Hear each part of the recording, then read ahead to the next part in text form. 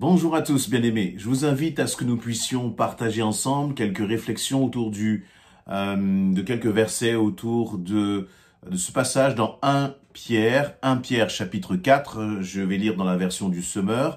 1 Pierre chapitre 4 à partir du verset 1. Et puis nous verrons où est-ce que nous arrêterons. Ainsi donc, puisque le Christ a souffert dans son corps, armez-vous aussi de la même pensée. En effet, celui qui a souffert dans son corps a rompu avec le péché, afin de ne plus vivre le temps qui lui reste à passer dans son corps selon les passions humaines, mais selon la volonté de Dieu.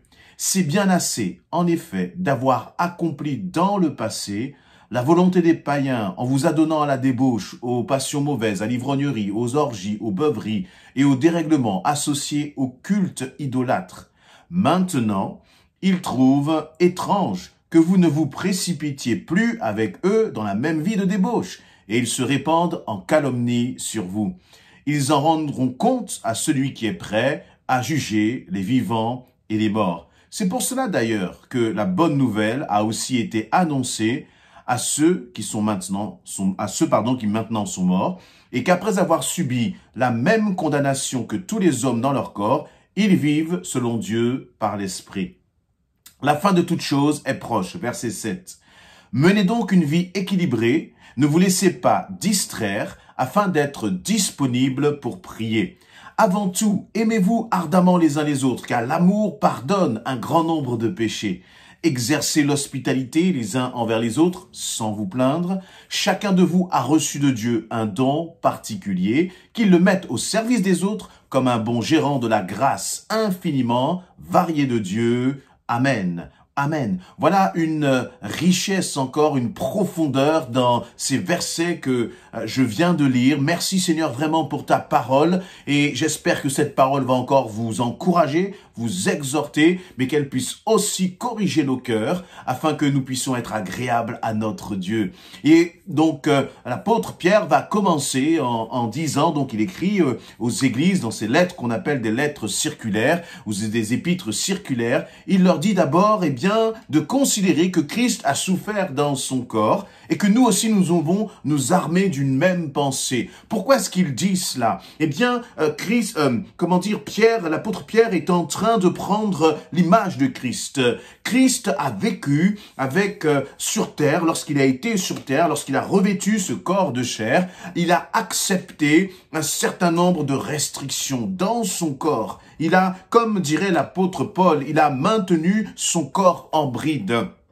Et nous aussi, justement, nous devons faire cela pour rompre aussi avec le péché. Réalisons premièrement que Christ nous a donné le pouvoir de vaincre le péché. Le pouvoir du péché a déjà été vaincu à travers la victoire de Christ à la croix. À travers la résurrection, Christ a vaincu la mort. Donc Jésus-Christ a déjà vaincu le pouvoir du péché pour nous. Il nous a déjà libérés de l'esclavage du péché. Mais faisons attention parce que cet esclavage du péché est un esclavage dans lequel nous pouvons retomber si nous ne prenons pas garde. Si, justement, nous ne sommes pas des hommes et des femmes qui apprenons à tenir notre corps en bride, qui apprenons à garder nos pensées. Et c'est pour cela que, justement, Pierre va donner ses recommandations. Il va dire, Christ a souffert dans son corps, armez-vous aussi de la même pensée. S'armer de la même pensée, cela signifie dans ce sens-là, dans ce contexte-là,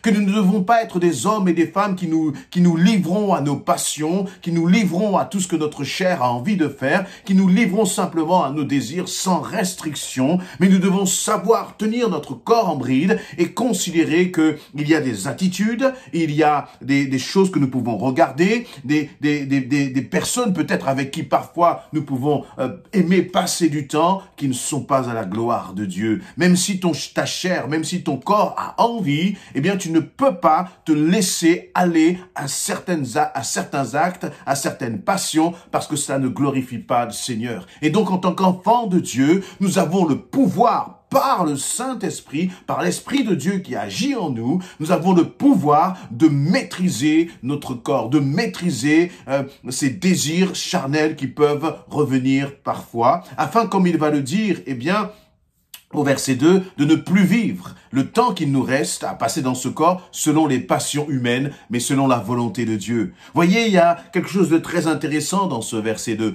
Afin de ne plus vivre le temps qu'il nous reste à passer dans notre corps selon les passions humaines, mais selon la volonté de Dieu. Et selon les passions humaines, eh bien, c'est aussi vivre selon sa colère, vivre selon sa chair, être animé par sa chair. Et le Seigneur nous rappelle, tu as un temps à vivre. Le temps que tu vas passer ici-bas sur cette terre est un temps qui est limité. Limité pour deux raisons. Soit parce que Jésus-Christ va revenir, ou soit parce que toi et moi, un jour, nous allons mourir. C'est écrit, c'est comme cela. Et nous ne pourrons pas y échapper, si ce n'est que Jésus-Christ peut-être sera revenu avant. Mais en tout cas, dans ce laps de temps que nous avons, dont nous ignorons la durée, eh bien, le Seigneur nous dit, pendant ce laps de temps, eh bien, ne laissez pas votre corps aller aux passions humaines, mais soumettez-vous à la volonté de Dieu, à la volonté de Dieu. Et voyez, et se soumettre à la volonté de Dieu, ne considère pas que c'est quelque chose qui est difficile. Ne te dis pas, j'ai déjà essayé tant de fois de ne pas recommencer les mêmes actes, les mêmes offenses, et je n'y arrive pas, je n'y arriverai pas. Ne te décourage pas. Parce que Christ, encore une fois, a vaincu la mort. Il a vaincu tout cela. Il a vaincu cet esclavage. Mais au contraire, place ton assurance dans le Seigneur. Si tu places ton assurance dans le Seigneur, si tu passes du temps justement à, avec ton Seigneur, si tu cultives des pensées qui soient vertueuses, si tu tournes ton cœur vers ce qui est honorable, vers ce qui est pur, vers ce qui est saint, vers ce que Dieu approuve, eh bien tout naturellement, tu verras que toutes ces passions, elles vont tomber. Si tu cultives cette vie de l'esprit en toi, tu verras que toutes ces passions de la chair qui sont des passions passées, eh bien, elles vont tout simplement disparaître sans même que tu t'en aperçoives, sans même que tu aies envie de retourner vers cela, parce que tu auras commencé à goûter la présence de ton Dieu, la présence de ton Dieu. Je voudrais, et donc là, qu'est-ce qui va se passer? Et l'apôtre Pierre est en train de, justement, de décrire cette situation. Il va dire, mais les personnes avec qui tu étais avant, les personnes que tu fréquentais avant, eh bien, verset 4, ils vont trouver étrange que tu ne te précipites plus avec eux dans cette même vie du passé, dans cette même vie de débauche, et ils vont se répandre en calomnie contre toi. C'est-à-dire que, eh bien, plus tu vas t'approcher du Seigneur, et plus tu vas te rendre compte que comme tu vas perdre du plaisir et du goût pour les choses du passé, les personnes avec qui tu faisais ces choses, eh bien, vont voir une transformation, vont voir un changement, et peut-être qu'ils ne vont pas toujours comprendre ce changement et qu'ils vont te pointer du doigt. Ça peut arriver sur même au sein de nos familles. Mais lorsque cela arrive, lorsque tu es rejeté à cause de cette transformation que Christ a fait en toi, ne te peine pas pour cela. Ne sois pas attristé pour cela. Mais au contraire, réjouis-toi de ce qu'il y ait maintenant une différence. Non pas une différence pour dire nous sommes différents, mais tout simplement une différence qui vient de l'évidence de ce que maintenant Christ vit en nous et donc que nous sommes transformés et que nous n'avons plus les mêmes passions. Nous n'avons plus les mêmes passions. Je voudrais avancer maintenant sur entre le verset 6 au verset 10 que j'ai lu. Il nous est dit ceci, là aussi, il y a cette dimension dans le verset 6. C'est pour cela d'ailleurs que la bonne nouvelle a aussi été annoncée maintenant à ceux qui sont morts. Après qu'avoir subi la même condamnation que tous les hommes dans leur corps, ils vivent selon Dieu par l'Esprit. Verset 7, la fin de toute chose est proche. Là encore, l'apôtre Pierre nous rappelle que cette dimension de la fin. Et si c'était vrai il y a 2000 ans, si il y a 2000 ans, Pierre disait la fin de toute chose est proche, à combien plus forte raison, maintenant, en 2021, pouvons-nous dire la fin est encore plus proche qu'elle n'était de Pierre? Et qu'est-ce qu'il faut faire maintenant? Considérant cette fin qui est proche, il donne ce conseil, menez donc une vie équilibrée. Un équilibre dans ta vie, pas une passion démesurée. Vous voyez, même il y a des choses qui sont saines du point de vue physique. Il y a des choses qui sont saines comme par exemple le sport. Mais il faut le pratiquer de façon équilibrée. Pourquoi? Quelle est la raison derrière? Parce qu'il va dire, et ne vous laissez pas distraire afin d'être disponible pour prier. Donc la définition d'une vie équilibrée selon la parole de Dieu, c'est une vie dans laquelle la distraction ne prend pas toute la place, mais au contraire, tu laisses de la disponibilité, tu gardes dans ton emploi du temps un temps pour prier, un temps pour te retrouver avec ton Seigneur. Le déséquilibre, ça peut être le travail. Le déséquilibre, ça peut être même parfois la famille, parce que tu es tellement accaparé que tu n'as pas le temps pour prier. Le déséquilibre, ça peut être les activités sportives. Tout est bon, tout est permis, mais tout n'est pas utile. Je ne me laisserai asservir par rien, dit l'apôtre Paul. Mais ce qui est important, c'est que dans ta vie équilibrée, tu puisses t'organiser de façon à laisser une place pour ton Seigneur. Laisser une place pour ton Seigneur, c'est fondamental. Et d'ailleurs, plus tu laisseras de la place pour le Seigneur, plus tu verras que le reste, en fait, tu pourras le réaliser beaucoup plus vite, de façon beaucoup plus efficace, parce que tu auras laissé la place au Seigneur et il ouvrira la porte pour toi.